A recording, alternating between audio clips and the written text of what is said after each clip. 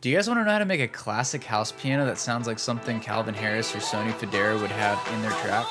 Just like this?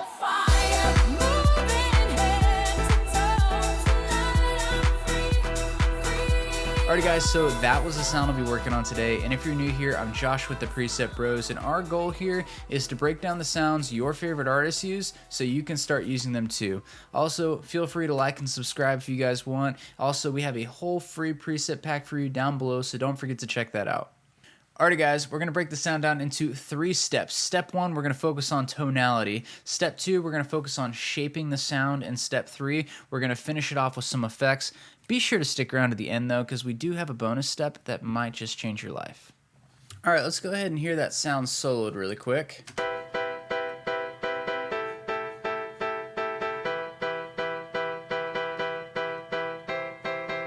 So unfortunately, this is just a Serum 2 tutorial. You won't be able to copy this in Serum 1. I do have a video down below of a house piano I made in Serum 1 if you guys want to check that out.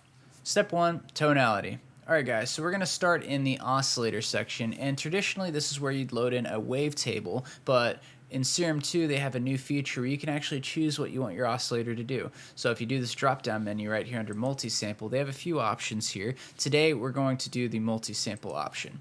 So once you click multi-sample, you can then go here and you can choose from a list of different sounds to load in. For oscillator A, I'm on the keys section and I'm using the baby grand piano. The only thing I've done here is I have the warp setting going on, PD from noise, and I have that at 44%. So if I go ahead and turn these other oscillators off, you can kind of hear the sound. So that's the bulk of the sound. I have that kind of sitting in front, but I really wanted it wider. Although we wanted it nice and punchy through the mix, I also wanted some wide elements. So I went ahead and utilized oscillator B and C for this. So for oscillator B, I have it on the multi-sample again, and for this I'm using baby grand piano number 2. Now the difference here is I have this panned all the way to the left there, and then I have the level turned down to 30%. For oscillator C, I have something similar going on. I have the baby grand piano, and then I have pan all the way to the right, so that's moving all the sound to the right. And then I have the level on 40%. So if I turn off the main sound, you can kind of hear these. I'll turn them on one at a time. We'll start with oscillator B. It should be on the left. Then oscillator C on the right. And then together. And then all 3 oscillators together. So that way you kind of have that one in the middle that's carrying the sound, but then you have those 2 supporting elements on each side, creating a nice wide piano. Next, I wanted to kind of create some kind of transient, right? When you're playing a piano, behind the keys there's actually a hammer that hits the felts, and it kind of can make a thudding sound or something like that. And so I wanted to replicate that in the noise section. So here I did the trans perk 2, and I have the level super low at 11%. Next, I'm sending oscillator A, B, and C into the filter 1, and I have the cutoff at 2000 Hertz, and I do have the key tracking clicked. Next, I'm sending the noise oscillator into filter 2, and I have the cutoff at 16-17 Hertz, and that's just to roll off some of those highs. Alrighty guys, so that wraps up tonality. Let's go ahead and get into step 2, which is shaping the sound. Alrighty guys, so for shaping the sound, I'm using the envelope section. So we'll start with envelope 1, and I have the attack at 1.9 milliseconds, the decay at 697 milliseconds, the sustain around -5 dBs, and then the release at 1.6 seconds. And I kind of went with this shape because I wanted it to be somewhat plucky, but I also wanted it to have a little bit of a body and a tail as well. Next, I'm using envelope 3 to modulate the level of the noise and the level of the cutoff. So I have the level of the noise modulated by 71% and then the cutoff by 38. And I have a really plucky shape, so it can just kind of whip open the cutoff filter and then also activate this noise. I do have a little something going on in the LFO section, and how much of a difference this actually makes, not very much, but it was just something I wanted to adjust. And so I have this shape going on right here, and I have it on the coarse pitch of oscillator B, and this is just wobbling it kind of in and out of tune to kind of maybe create a little bit of width and just make it a little more analog or unique, if you will. I did map the velocity section to the level of all 3 oscillators, and if we look in the MIDI here, I can show you what's going on. So I actually have different velocity on all of these notes right here, and that way it'll kind of sound more like a real piano. So when the velocity is lower, it'll activate a lower level here as well.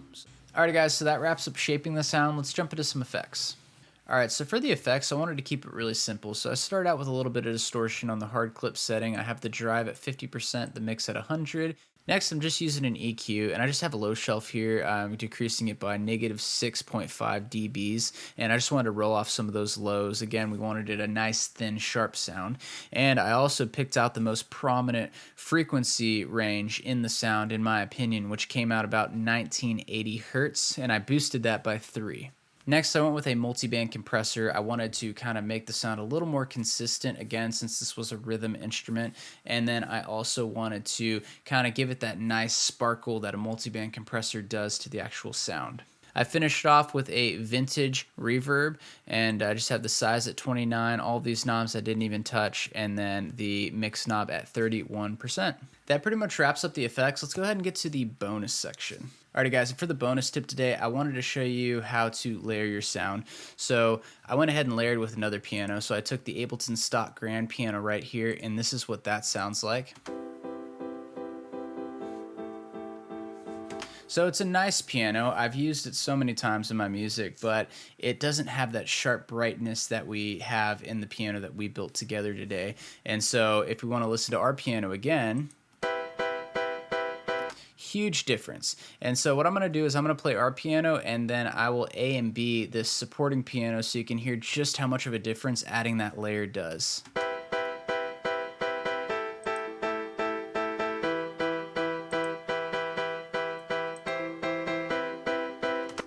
So it kind of gives it that nice body and fullness to the sound that you'd want out of a whole piano, but because we have 2 different layers, we can kind of process them a little differently and really nail it on all fronts. So we still have that nice sharp top end of the piano, and then we're not compromising on the body either.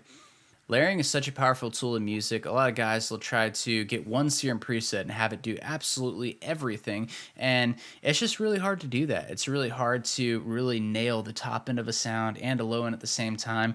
This is especially powerful when working on basses. It's really easy to muddy up your low end, and so what a lot of the pros do is they'll have a top bass, and then they'll have the sub bass, and then they can process them a little differently and EQ them differently, so they can kind of check both boxes without having to compromise. And that's kind of what we did here today with the piano. So I would highly recommend you guys try to start to layer your sounds. Another thing layering can do is go ahead and add a uniqueness to your sound. So if I take a pluck from a tin can and then a string from a violin and I layer them together, I'm going to get a plucky violin tin can string, you know, or something like that. That's totally unique, that no one has any idea how I created that, you know. And so by layering, you can really start to build some unique sounds.